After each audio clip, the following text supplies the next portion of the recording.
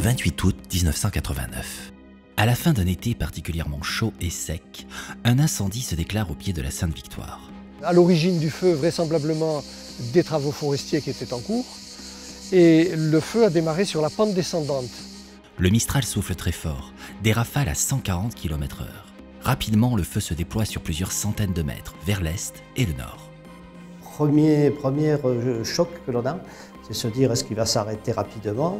Malheureusement, lorsqu'on voit qu'il progresse vers le sommet de la montagne et qu'il s'étend vers l'est, on comprend que ce sera difficile de l'arrêter. Le feu avance très vite, de 5 à 6 km/h. C'est la vitesse d'un coureur, ou plutôt d'un millier de coureurs enflammés qui foncent vers vous. Sans compter les brindilles incandescentes emportées par le vent, capables de porter l'incendie beaucoup plus vite encore. Les villages de Puy-l'Aubier, de Saint-Antonin et le hameau du Bouquet sont évacués en urgence. Sur Borroca, oui, des gens pleuraient, quoi. Voir arriver le feu comme ça, tout ça, ma maison, mes enfants, qu'est-ce qu'on va devenir, où on va aller, on va brûler, c'est énorme. La poutre de notre garage qui commençait à brûler, les cyprès autour de la maison qui commençaient à cramer, puis j'ai réussi à sauver ces arbres-là, puis peu à peu j'ai éteint autour du village avec mes propres tuyaux, puisque les tuyaux des pompiers avaient brûlé. Tous les résidents qui n'avaient pas voulu être évacués étaient dans leur piscine. Et croyez-moi, c'était chaud. Chaleur, vent, combustible abondant. Dans ces conditions extrêmes, absolument rien ne peut arrêter l'incendie. Ce DC6 s'est présenté sur la face sud de Sainte-Victoire. J'étais personnellement dans l'hélicoptère pour effectuer le guidage. Il a lâché 12 tonnes de retardant d'un seul tenant, à une altitude basse, qui est inférieure à 500 mètres. Eh bien, je puis vous assurer qu'il n'y a pas une goutte de retardant qui est arrivée au sol. On a vu la masse rouge, poussée par le vent, se diluer petit à petit et rien n'est arrivé au sol. En fait, une des seules solutions pour contrôler un tel désastre, c'est de débroussailler, de créer des zones sans combustible pour ralentir la propagation du feu. Mais c'est un long travail à faire avant l'incendie. Quand la catastrophe arrive, il est trop tard. Quand on demande aux gens de débroussailler autour de chez eux, alors un coup c'est un arbre qui a été planté par le grand-père, un coup c'est ci, un coup c'est là, et ils sont jamais prêts à débroussailler. Et il est vrai que ce jour-là, les gens étaient prêts à payer des fortunes. Ils téléphonaient des entreprises de débroussaillement qu'il y avait au Pont de Bayeux. Ils appelaient le gars, ils étaient prêts à payer une fortune pour venir débroussailler là, à l'instant même. À la fin du premier jour, la situation est hors de contrôle. Pendant la nuit, le feu atteint le sommet de la Sainte-Victoire. Et c'était à la fois tragiquement beau, parce que c'est vrai que la nuit, par exemple, les flammes, c'était dantesque. On voyait un spectacle qu'on ne verra plus jamais, j'espère évidemment, mais c'est vrai qu'il y avait quelque chose d'assez fascinant dans ce drame. Pompiers, sécurité civile, militaires, légionnaires, police, gendarmerie, 2000 hommes et femmes seront mobilisés. Plus de 100 véhicules engagés, 17 avions et hélicoptères. Après 3 jours et 3 nuits de combat, le feu est enfin maîtrisé. Moi qui suis aujourd'hui en train de me battre avec les vents tourbillonnants et avec les reprises ponctuelles, je n'ai qu'une chose à dire. Quand on est à ce point de la lutte, il est déjà trop tard. Il faut une prise de conscience globale de la population française et en particulier sud-française, donc de la population méditerranéenne. Cet été-là, comme tous les étés dans les années 80, il y a eu plus d'une centaine d'incendies dans le sud de la France. À l'époque, c'était une tragédie quotidienne qui semblait inévitable. Une catastrophe courante, banale, devant laquelle chacun se sentait totalement impuissant. Mais l'incendie de la Sainte-Victoire va tout changer. Cette émotion était partagée au niveau national et au niveau international.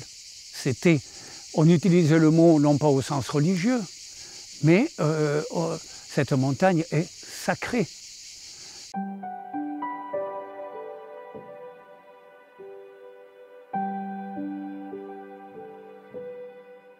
Pour comprendre cette histoire, il faut aller faire un petit tour au musée. Vous y découvrirez par exemple que pendant longtemps, les artistes ne se sont pas intéressés au paysage.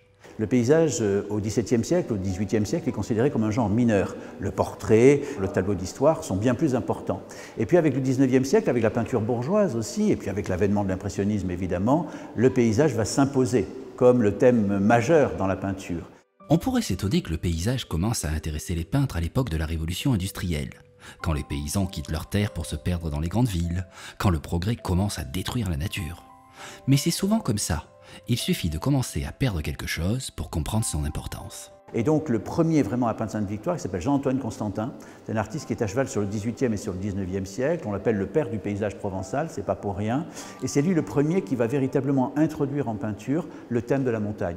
C'est une montagne encore mal définie, indistincte, un peu bleutée. Il faut que l'homme, le peintre, puisse développer une connaissance de cette montagne, se l'approprier.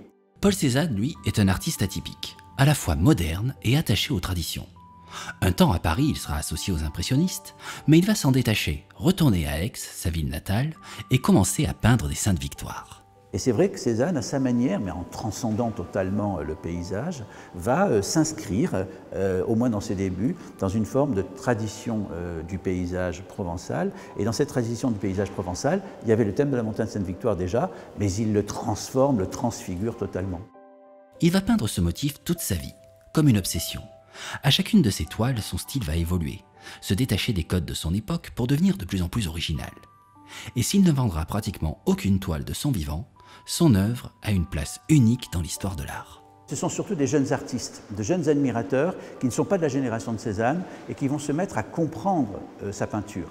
Et de fait, il est tellement en avance finalement que son œuvre ne sera vraiment prise en compte que par les Picasso, Matisse, ceux qui vont inventer le fauvisme, ceux qui vont inventer le cubisme. D'ailleurs, l'un et l'autre disaient « Cézanne, notre père à tous ». Ça voulait dire père de l'art moderne, père de la modernité. La Sainte-Victoire est donc un symbole, la rencontre parfaite entre l'art et la nature. Vous savez, on a vécu récemment le drame de Notre-Dame. Eh bien, je crois qu'il y a eu à cette époque-là, cette dimension-là aussi au niveau international. C'est-à-dire qu'on avait le sentiment que c'était un patrimoine de l'humanité qui avait disparu en partie ou qui était très altéré à cause de cet incendie. Et donc une réaction vraiment unanime. Mais la Sainte-Victoire fait aussi partie intégrante de la vie de la cité.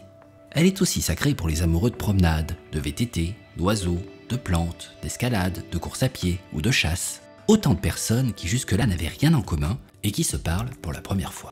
Un samedi de septembre en 89, on a fait une grande réunion au parc de Roquehaute où sont venues 5000 personnes. Et on a eu, ça paraît étonnant aujourd'hui, 60 associations qui sont devenues elles-mêmes membres de l'association de Sainte-Victoire. Devant cette mobilisation, les élus agissent rapidement et créent le CIVU, syndicat intercommunal à vocation unique. Un titre compliqué pour une idée simple, associer tout le monde à l'action. Sécuriser les sites, l'incendie, tenant des températures énormes, avait fragilisé et déstabilisé des rochers, parfois même des plaques très importantes dans les falaises. Les chemins étaient complètement détruits, il n'y avait plus la signalétique, etc., etc. Aussi paradoxal que cela puisse paraître, le plus grand danger après un incendie, c'est la pluie. Comme les arbres ne sont plus là, il y a un risque que les fortes pluies d'automne lessivent la terre. On a des exemples qui ne sont pas rares du tout, où lorsque des pluies très violentes d'automne se produisent juste derrière un incendie, on a une très grosse partie du sol qui disparaît, érodée. Pour éviter ça, on va alors fabriquer des fascines. On coupe les arbres morts et on les réunit en fagots qu'on allonge sur le sol pour empêcher que le ruissellement n'emporte la terre. Cette première action mobilise tout le monde. Des centaines de bénévoles, des scouts de toute la France et même l'armée. En un an, les initiatives pour sauver la montagne se sont multipliées. Démarches anonymes, mais aussi associations plus officielles, comme le syndicat intercommunal du massif de Sainte-Victoire. Récemment, ce syndicat, présidé par le maire d'Aix-en-Provence, Jean-François Picheral, a demandé au ministre de la Défense l'aide de l'armée. Aujourd'hui, Jean-Pierre Chevènement est venu dire oui. Après l'été, pendant 2 mois, chaque jour, 200 soldats viendront nettoyer la montagne. Pour financer ces opérations, le musée Granet organise la plus grande exposition de son histoire. Ce qui était à l'époque un petit musée municipal va réussir en 9 mois à rassembler les fameuses Sainte-Victoire de Paul Cézanne. Une prouesse quand on sait que ces chefs-d'œuvre, qui font dorénavant partie de l'histoire de l'art, sont éparpillés sur la planète entière. Oui, lorsqu'on prépare une exposition de l'ampleur d'une exposition cézannienne, c'est en général 4 ans, 5 ans de travail et il faut convaincre les prêteurs et il faut vraiment souvent beaucoup discuter, développer beaucoup d'arguments. Et là, c'est vrai que assez généralement, on a eu un bon accueil, une bonne réceptivité et très vite, finalement, on a pu rassembler plus d'une centaine d'œuvres en un temps très très court. Tout commence donc très bien, mais rapidement les problèmes vont arriver. Sur les 5000 hectares brûlés, 70% sont des terrains privés. Même les zones publiques appartiennent à différentes institutions communales ou départementales. Autour de la table, il y a donc des représentants du gouvernement, des élus locaux, des propriétaires, des scientifiques, des chasseurs, des associations et un projet qui reste à définir. Il y avait et il y a toujours des intérêts concurrents. Les propriétaires veulent être tranquilles chez eux, les chasseurs de leur côté aussi veulent être tranquilles. Et les amoureux de la nature et les sportifs considèrent à juste titre que la montagne appartient à tout le monde. Nous sommes à la fin des années 80, la décennie de l'argent roi. Il existe encore dans les cartons des projets immobiliers de grande ampleur. Puisque la forêt a disparu, pourquoi ne pas construire un golf à la place? C'était un terrain d'aventure parce que n'importe qui faisait un peu n'importe quoi, tant que les autres ne rouspétaient pas. Mais la pression publique est trop forte. Tout le monde veut retrouver une Sainte-Victoire naturelle, avec une belle forêt. Avec un tel enthousiasme, on est capable de tout, même de faire quelques erreurs. Il y a eu un débat important qui était « faut-il intervenir ou pas ?» Toute personne chargée de l'autorité publique vous le dira. D'un côté, il y a la réalité, la science, la logique. De l'autre, il y a la pression publique. Si les deux vont dans le même sens, tout va bien. Mais si la population est persuadée de quelque chose, même faux, il est très difficile de s'y opposer. Tout le monde voulait aller avec les enfants des écoles en faisant des photos et des films et des articles dans la presse pour montrer qu'on reboisait la montagne Sainte-Victoire. En même temps, on ne pouvait pas empêcher ces initiatives citoyennes et pleines de bonne volonté, pleines de bons sentiments. Mais nous savions que la réussite était compromise. C'est vrai que beaucoup d'entre nous pensent que la forêt, c'est simplement de la terre avec des arbres dessus. Et que si les arbres brûlent, il suffit d'en replanter. Mais en fait, ça ne se passe pas comme ça. On va vous expliquer. D'abord, la terre n'est pas partout pareille. Et il y a des terres de qualité différentes. Il y a aussi plus ou moins de cailloux, des rochers. Et le plus important, l'eau ne passe pas partout de la même façon. Parfois elle s'attarde, d'autres fois elle ne fait que passer ou ne passe pas du tout. Si vous plantez partout le même arbre, il ne poussera que là où la terre et l'eau dont il a besoin sont disponibles. On a planté 125 000 arbres dans les premières années, là, les 3 ou 4 premières années. Qu'on a suivi, on a un fameux tableau Excel où on regarde ces arbres et on reconnaît qu'il n'y en a plus que 25% qui existent encore. Pour régler ce problème, la nature a inventé la dissémination. Grâce aux oiseaux, aux rongeurs, aux insectes et même au vent, toutes les graines de tous les arbres se mélangent sur le sol. Quelle que soit la qualité de la terre ou la quantité d'eau, il y aura forcément une plante ou une espèce d'arbre qui trouvera son bonheur. La nature de la Sainte-Victoire, elle est naturellement, en tant que nature méditerranéenne, adaptée au feu et tout à fait capable, en tout cas elle l'était jusqu'à présent, de se régénérer toute seule. Et plus fort encore, les plantes travaillent ensemble. Par exemple, les premiers à sortir sont souvent les pins, qui aiment le soleil et qui poussent très vite. Dès qu'ils sont assez grands, l'ombre qu'ils produisent réduit la température et crée des conditions plus favorables pour d'autres plantes, comme les chênes. Ils vont donc rester en dessous, tranquillement, en attendant quelques dizaines d'années. Un jour, le pin va mourir et laisser la place aux jeunes chênes qui deviendront de grands arbres. Autrement dit, la forêt est un système vivant qui n'a pas besoin d'intervention humaine. On était, je dirais pas au début de l'écologie, le mot n'existait pas en tout cas au plan politique, il existait uniquement au plan scientifique. Alors, après s'être bien amusé à jardiner, on a fait quelque chose que tout le monde devrait faire. On a pris le temps d'écouter les scientifiques, qui se sont fait un plaisir de bousculer nos idées préconçues. Petit florilège des idées les plus fausses sur la forêt. Premièrement, les incendies sont mauvais pour la forêt. Pas forcément. Alors, la forêt méditerranéenne est une forêt qui est très riche biologiquement, qui est dominée par un petit nombre d'espèces, par contre, donc quelques chênes et des pins. Et dans ce système, en fait, c'est l'incendie qui naturellement régénère la forêt et régule sa croissance sur le long terme. Idée reçue numéro 2. Depuis que l'humanité se développe, la forêt n'a fait que régresser. C'est faux. En Provence, et depuis la fin du XVIIIe siècle, la progression des espaces aujourd'hui forestiers a progressé de plus de 400%. À une époque où on utilisait uniquement la traction animale, même un petit champ avec des formes un peu biscornues et loin pouvait être rentable. On avait des paysages beaucoup plus diversifiés, des mosaïques beaucoup plus importantes qu'aujourd'hui. Idée reçue numéro 3, il n'y a pas de place pour les hommes et les animaux. Partout où on s'installe, la biodiversité recule. Eh bien non, en fait, c'est même le contraire. L'activité humaine pendant des millénaires ça a été de créer des espaces, notamment agricoles, qui ont créé une diversité des paysages. Et cette diversité des paysages a été très favorable à la faune et à la flore. Idée reçue numéro 4, débroussailler pour éviter les incendies, ça coûte cher. Ça aussi c'est faux. C'est oublier qu'avant l'invention de la tondeuse à gazon et de la tronçonneuse, on avait des chèvres et des chevriers. Moi j'accède à une ressource alimentaire pour mon troupeau, gratuite, et eux, ils accèdent à un débroussaillage gratuit. Conclusion, une forêt en bonne santé n'a pas peur d'être parsemée de terres agricoles, bonnes pour la biodiversité. Elle n'a pas peur de brûler si l'incendie ne passe pas trop souvent et ne s'étend pas trop. Et elle n'a pas peur de partager son espace sauvage avec des élevages de moutons et de chèvres qui participent naturellement et gratuitement au débroussaillage. Et vous savez ce qui est extraordinaire? C'est que toutes ces informations scientifiques pouvaient se trouver dans les tableaux de Cézanne.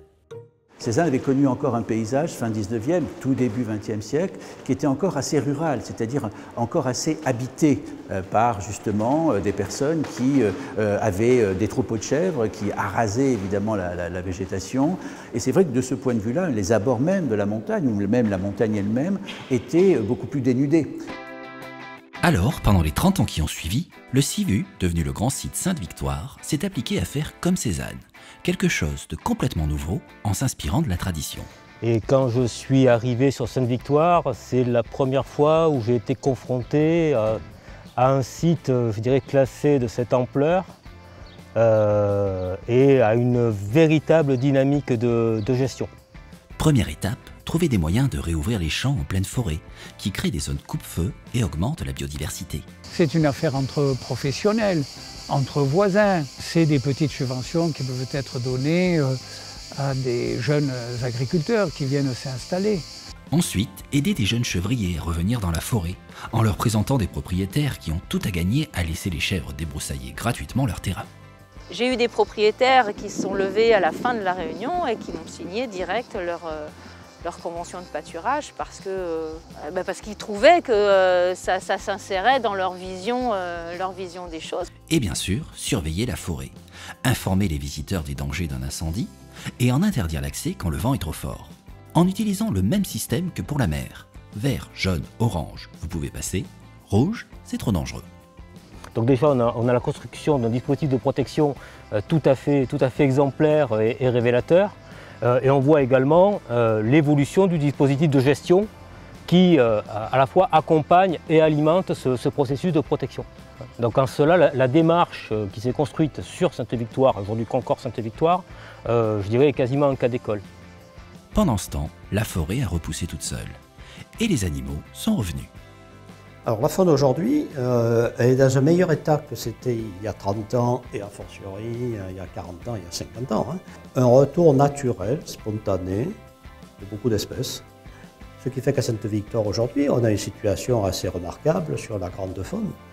Ce film pourrait donc s'arrêter là, avec une belle fin pour une belle histoire. Une catastrophe qui oblige les hommes à s'unir, de la science au service de la nature, le tout inspiré par un génie de la peinture. Malheureusement, l'histoire n'est pas finie, et une nouvelle catastrophe est en train d'arriver.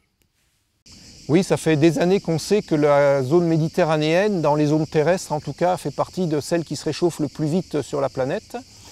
Et d'autre part, il y a des caractéristiques qui vont encore plus vite, c'est les températures maximales en été par exemple, et les températures minimales en hiver, qui augmentent beaucoup plus vite que la moyenne. Ces 10 dernières années, 30% des feuilles de pin ont disparu, et 60% des feuilles des chênes. La forêt de la Sainte-Victoire brûle de nouveau, d'un feu beaucoup plus lent que la dernière fois, mais qui semble tout aussi inarrêtable. Un des points les plus importants, c'est que les forêts et la végétation générale sont censées éliminer de l'atmosphère une grosse partie du carbone qu'on y rejette, au moins 15 à 25% suivant les milieux. Et si ces forêts et cette végétation s'affaiblissent, voire disparaissent, bien, la végétation va fixer beaucoup moins de carbone, donc le climat va se réchauffer encore plus vite et c'est un cercle vicieux qui risque de s'accélérer très rapidement. Ce n'est certainement pas la première fois qu'on vous parle du réchauffement climatique. Et avouons-le, c'est une information déprimante, devant laquelle on se sent tous impuissants. Un sentiment qui ressemble beaucoup à celui qu'éprouvaient les gens il y a 30 ans vis-à-vis des feux de forêt. Je n'ai qu'une chose à dire, quand on est à ce point de la lutte, il est déjà trop tard. Il faut une prise de conscience globale de la population française et en particulier sud française, donc de la population méditerranéenne. Alors, peut-être que cette histoire pourrait nous servir d'exemple, nous montrer ce qui fonctionne face à une calamité. L'incendie a stimulé, exalté des passions positives. On n'a pas eu besoin d'aller chercher les bonnes volontés et les compétences. Elles ont été disponibles tout de suite. Et lorsqu'ils ont compris que les responsables avaient choisi de respecter la montagne Sainte-Victoire, de respecter l'intérêt général et de gérer la suite de ce sinistre de façon honnête, eh bien, ils se sont engagés sans réserve. Évidemment, ce ne sera pas facile. Tous les protagonistes de cette histoire peuvent témoigner des difficultés de concilier l'intérêt général et les intérêts particuliers. Mais tous vous diront que c'est possible et que ça en vaut la peine. Alors, jamais une montagne n'aura aussi bien porté son nom, car elle pourrait devenir aujourd'hui l'exemple et le symbole de la victoire sur la fatalité.